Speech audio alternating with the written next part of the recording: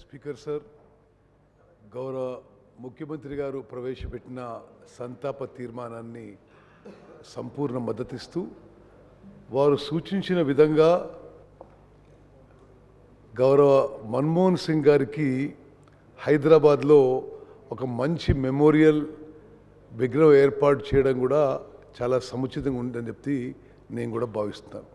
అదేవిధంగా హౌస్ తీర్మానించి మరి వారికి భారతరత్న అవార్డు చేయాలని చెప్పి కూడా వారి సూచనను పూర్తిగా అంగీకరిస్తున్నాను. Doctor Manmohan Singh is one of the greatest illustrious sons of India. వారు పుట్టింది ప్రస్తుత పాకిస్తాన్లో ఒక నిరుపేద కుటుంబంలో.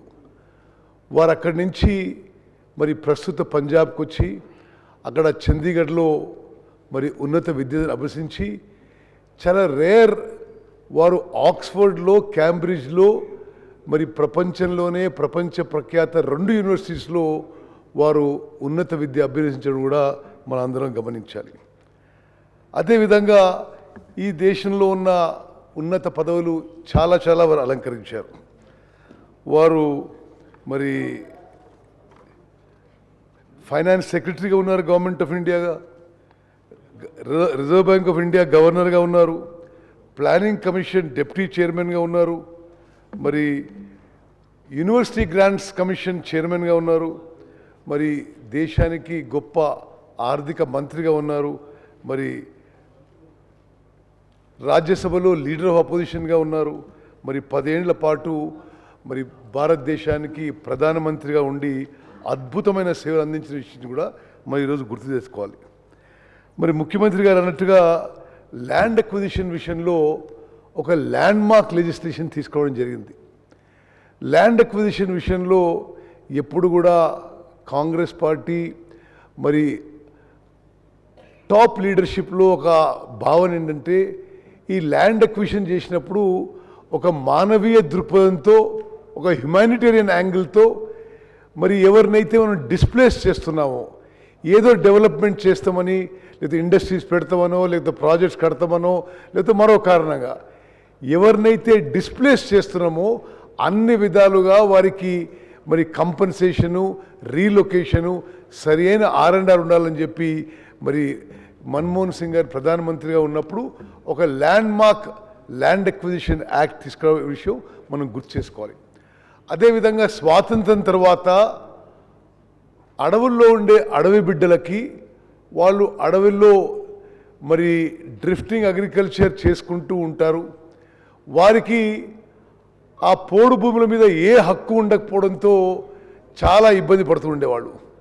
మరి మన్మోహన్ సింగ్ గారు ప్రధానమంత్రిగా ఉన్నప్పుడు అడవుల్లో ఉండే అడవి బిడ్డలకి ఫారెస్ట్ రైట్స్ యాక్ట్ క్రియేట్ చేసి దేశంలో లక్షలాది మంది ఆదివాసులకు మరి మేలు చేసిన విషయం కూడా ఈరోజు మనం గుర్తు చేసుకుందాం. అదేవిధంగా ఒకసారి మనం సివిల్ న్యూక్లియర్ డీల్ గురించి మాట్లాడితే ఆ సివిల్ న్యూక్లియర్ డీల్ విషయంలో మరి యూపీలో ఇంటర్నల్ అలయన్స్లో ఎక్స్టర్నల్లో సివియర్ అపోజిషన్ ఉండింది.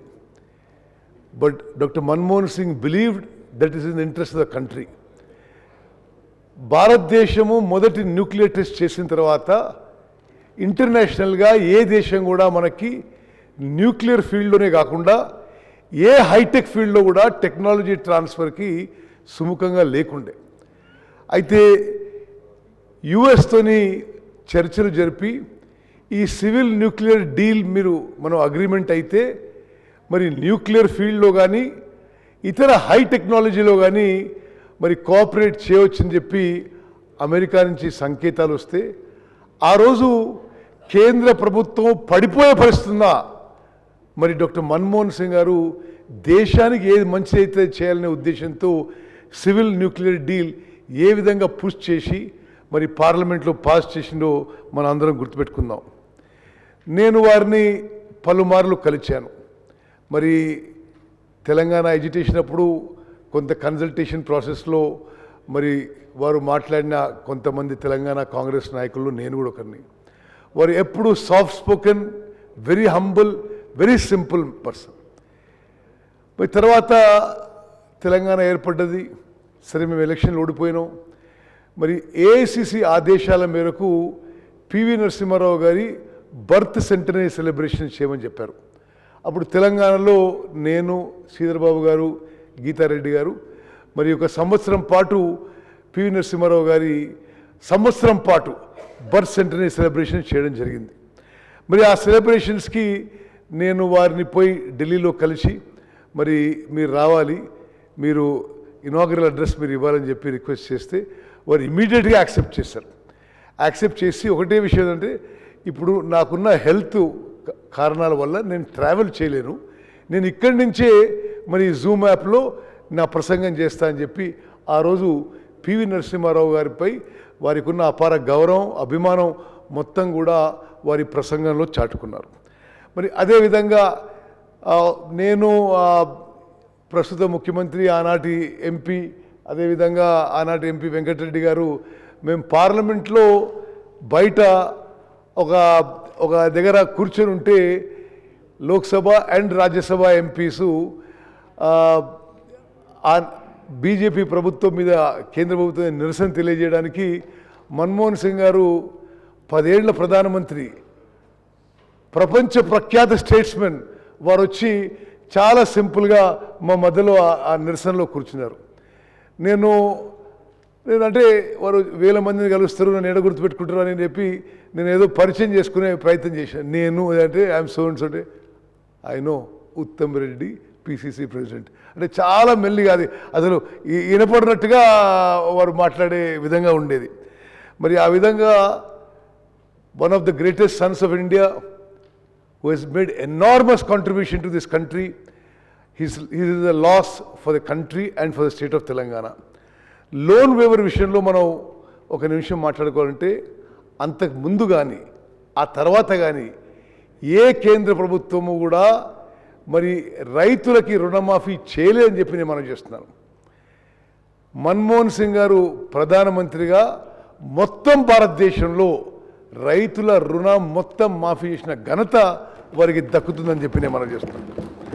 అదేవిధంగా వారు తీసుకొచ్చిన కొన్ని హిస్టారిక్ లెజిస్లేషన్స్, ఈరోజు మనం ఉంటాం, రేపు ఇంకోరు ఉంటారు, కానీ చరిత్రలో నిలబడిపోయే లెజిస్లేషన్స్. ఆనాడు సోనియా గాంధీ గారు నేషనల్ అడ్వైజరీ కౌన్సిల్ అని ఒక అడ్వైజరీ కౌన్సిల్కి చైర్పర్సన్గా ఉండి, మరి మన్మోహన్ సింగ్ గారు ప్రధానమంత్రిగా అడ్వైజరీ కౌన్సిల్ మరి ఈ యూపీఏ ప్రభుత్వానికి కొన్ని సజెషన్స్, సూచనలు ఇచ్చేవారు. సోనియా గాంధీ గారి నాయకత్వంలోని నేషనల్ అడ్వైజరీ కౌన్సిల్ సూచనల మేరకు ప్రధాని మన్మోహన్ సింగ్ గారి యూపీఏ ప్రభుత్వం national rural employment guarantee scheme చట్టంగా తీసుకొచ్చిన విషయాన్ని మనం చేస్తున్నాను. ఇది ఎంత గొప్ప విషయం అంటే, అంతకుముందు ఎప్పుడు కూడా భారతదేశ చరిత్రలో employment was never a right. Employment సరే దొరికింది, లేకపోతే లేదు. కానీ గ్రామీణ భారతదేశంలో ఈ రూరల్ డిస్ట్రెస్, ఫైనాన్షియల్ డిస్ట్రెస్ చాలా ఉందని, ఈ మైగ్రెంట్ లేబర్ ప్రాబ్లం చాలా తీవ్రంగా ఉందని గమనించి మనము రూరల్ ఇండియాకి ఏదో విధంగా మరి ఈ మైగ్రెంట్ లేబర్కి, ఈ పని దొరికిన లేబర్కి మరి ఉపాధి కల్పించాలి, కొంత రూరల్ ఎకానమీకి కొంత అమౌంట్ పంపించాలని ఒక మంచి ఉద్దేశంతో ఎన్ఆర్ఈజీ స్కీమ్ మొదలుపెట్టడం జరిగింది. ఆనాటి నుంచి ఈనాటి వరకు చాలామంది చాలా విమర్శలు చేశారు, కానీ even today the main stay of rural economy in India is the Mahatma Gandhi national rural employment guarantee scheme. అదేవిధంగా ప్రభుత్వంలో ఉండేవాళ్ళు ఎవరు కూడా వాళ్ళని ఇతరులను ప్రశ్నించడం ఎవరికి ఇష్టం ఉండడం లేదు, రాష్ట్ర ప్రభుత్వాలకు కానీ కేంద్ర ప్రభుత్వాలకు కానీ. మరి మనం చూస్తున్నాం, అంటే ముందు కూడా కేంద్ర ప్రభుత్వాలను చూస్తున్నాం, తర్వాత కూడా చూస్తున్నాం, రాష్ట్ర ప్రభుత్వాలను చూస్తున్నాం. ఎవరైతే ప్రభుత్వంలో ఉన్నారో వాళ్ళు జవాబుదారితనంగా ఉండాలి, ట్రాన్స్పరెంట్గా ఉండాలి, ఇన్ఫర్మేషన్ ఎవ్రీ సిటిజన్స్కి అవైలబుల్ ఉండాలి అని రైట్ టు ఇన్ఫర్మేషన్ ఒక హిస్టారిక్ లెజిస్లేషన్ తీసుకొచ్చారు. అంటే నువ్వు 10 రూపాయలు కడితే ఏ పౌరునికైనా తహసీల్దార్ నుంచి ప్రధానమంత్రి వరకు ప్రజా సొమ్ముతో ఏ యాక్టివిటీ చేసినా పూర్తి వివరాలు ఇవ్వాల్సిన బాధ్యత రెస్పాన్సిబిలిటీ ప్రభుత్వం మీద ఈ హిస్టారిక్ లెజిస్లేషన్ పెట్టడం ఇది మనం అందరం గమనించాలి. అదేవిధంగా మరి రైట్ టు ఎడ్యుకేషన్, మరి నేను ముందు చెప్పినట్టుగా మన్మోహన్ సింగ్ గారు చాలా పేదరికంలో పుట్టారు. వారి చిన్ననాటి ఎడ్యుకేషన్ కూడా చాలా కష్టంగా అయింది. అయితే ఒకనాడు వారు అన్న మాటలు నేను రిపీట్ చేస్తున్నాను. I read under the dim light of a kerosene lamp, I am what I am totally because of education. So I want the light of education should reach to all. ఇది మన్మోహన్ సింగ్ గారి మాటలు. ఈ మాటలు అని వారు right to education తీసుకొచ్చారు.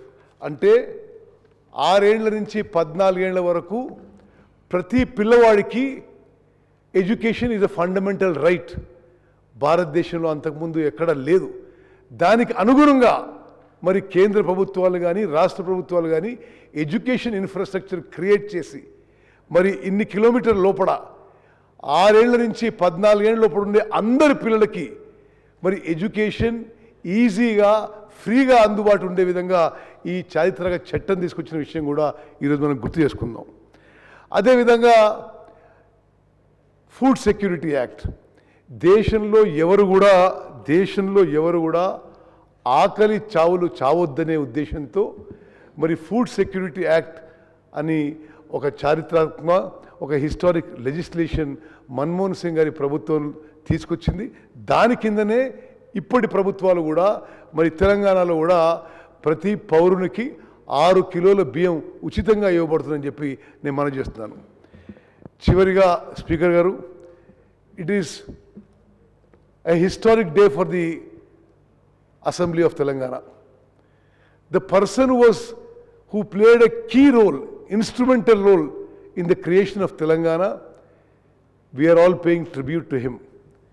నిస్సందేహంగా సోనియా గాంధీ గారు మరి యూపీఏ చైర్పర్సన్గా ఉండి, మన్మోహన్ సింగ్ గారు ఆనాటి ప్రభుత్వానికి కోalition గవర్నమెంట్కి ప్రధానమంత్రిగా ఉండకపోతే మరి తెలంగాణ రాష్ట్రం రావడం అనుమానమే. వారి ఇరువురు కూడా తెలంగాణ రావడానికి ఏమేమి చేయాలో అన్ని చర్యలు తీసుకున్నారు. ఆ రోజు మరి ఒకటి, కాంగ్రెస్ పార్టీ నష్టపోతుంది అందరికీ తెలుసు. అదేవిధంగా ఒక ప్రాంతం వారు విడిపోయే పెద్ద భాగం ఉన్నవాళ్ళు చాలా తీవ్రంగా దీన్ని వ్యతిరేకిస్తున్నారు.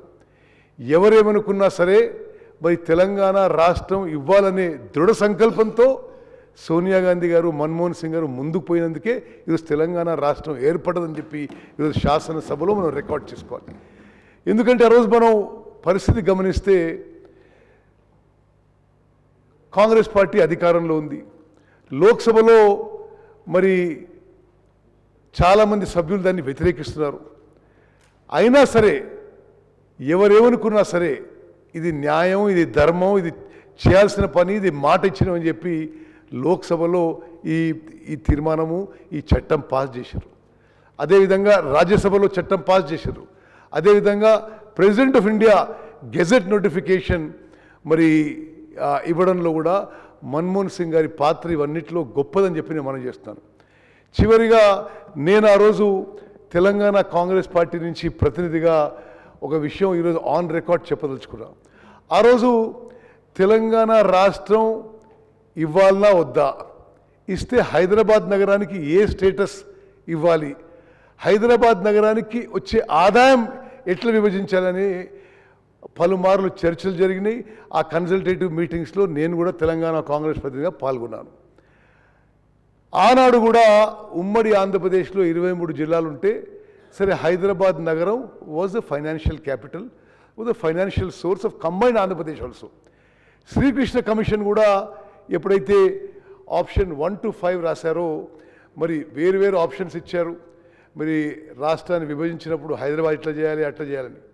కానీ నేను ప్రత్యక్ష సాక్షిగా మనవి చేస్తున్నాను, ఆనాడు సోనియా గాంధీ గారు మన్మోహన్ సింగ్ గారు తీసుకున్న నిర్ణయం అండ్ అన్ఎన్కంబర్డ్ హైదరాబాద్, అంటే ఎటువంటి ఆంక్షలు లేకుండా Hyderabad will be A capital of Telangana, all revenue Hyderabad will come to Telangana అనే నిర్ణయం తీసుకొని ఈరోజు తెలంగాణ రాష్ట్రం ధనిక రాష్ట్రం కావడానికి, ఫర్ తెలంగాణ రాష్ట్రం, for Telangana state to be the map of India, for the Hyderabad to be the fastest growing city in the country, and for Telangana to be fastest growing city.